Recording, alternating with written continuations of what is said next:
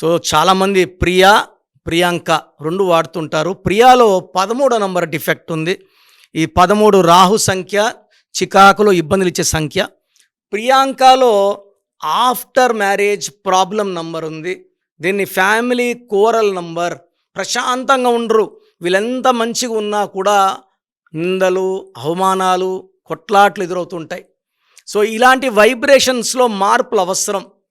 నేను ఇచ్చిన ప్రియాంకలు ఒకళ్ళంతా బాగున్నారు. సో ప్రియాలో 13, ప్రియాంకలో 18 డిఫెక్ట్స్ ఉన్నాయి. దీనివల్ల చాలా ఇబ్బందులు వాళ్ళు ఫేస్ చేయాల్సి ఉంటుంది.